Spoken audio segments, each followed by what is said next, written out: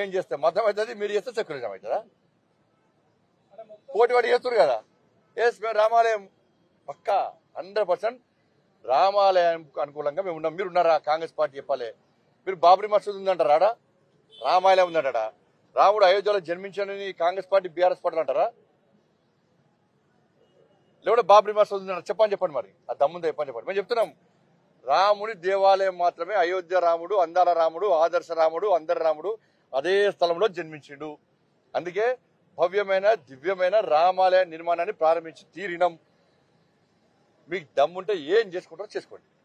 చెప్పండి బయట పోయి. బీజేపీ వాళ్ళు అయోధ్య రామందిరం కట్టిర్రు, అది బాబ్రీ మసీదు, దాన్ని కూల్చేసిర్రు, అది తప్పు, మేము వచ్చినాక మళ్ళీ బాబ్రీ మసీద్ కడతాం అని చెప్పి దమ్ము వీళ్ళకు చెప్పండి మరి. నాకు అటు కాదు ఇటు కాదు, వీళ్ళు అటు కాదు ఇటు కాదు, ద్వంద్వ విధానాలు. నేను అడుగుతున్నా, సవాల్ చేస్తున్నా కాంగ్రెస్ పార్టీ బీఆర్ఎస్ పార్టీను. మీరు ఇంటింటికి తిరిగి మేము మా ప్రభుత్వాలు వచ్చిన వెంటనే మీరు రావనుకోని వచ్చిన వెంటనే మేము తిరిగి బాబ్రీ మసీద్ కడతాము, రామాలయాన్ని తీసేస్తాము అని చెప్పే దమ్ములకుందా? మేము ఏం చెప్తాం వాళ్ళు చేస్తున్నారు. అయోధ్యలో రామ మందిరం అభివృద్ధి మాడుతున్నాం, దేశం గురించి మాట్లాడుతున్నాం, రాజకీయాల గురించి కూడా మాట్లాడుతున్నాం.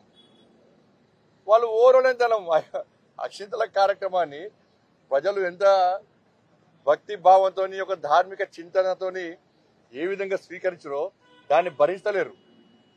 అందుకే రేషన్ బియ్యం అంటారు, బాస్మతి బియ్యం అంటారు, జై శ్రీరామ్ బియ్యం అంటారు. మరి దేవుని లెక్కన చూడాలి. ఇంకా బీఆర్ఎస్ పడిన నాస్తికులే, వాళ్ళు దేవుని అన్నమారు. ఇట్లా బొట్టు పెట్టుకుంటారు, గట్టిగా బొట్టు పెట్టుకుంటారు. వాళ్ళు మళ్ళీ బయటకు వస్తే మేము దేవుని కాదా, మేము బొట్టు పెట్టుకోమా, హిందువులం కాదా అంటారు.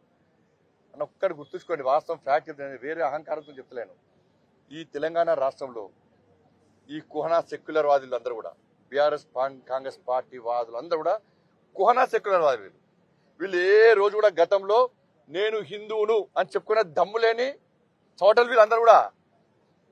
ఎవరైతే హిందువులు అని చెప్పుకోవడానికి భయపడ్డారో వాళ్ళందరితో గతంలో రాష్ట్ర ముఖ్యమంత్రి నుంచి ఇప్పటి వరకు కూడా వాళ్ళ అందరి నోటి నుంచి మేము హిందువులమే అని బొట్టు పెట్టించి చెప్పించిన ఘనత భారతీయ జనతా పార్టీ కార్యకర్తలేదు. 100% ఇది.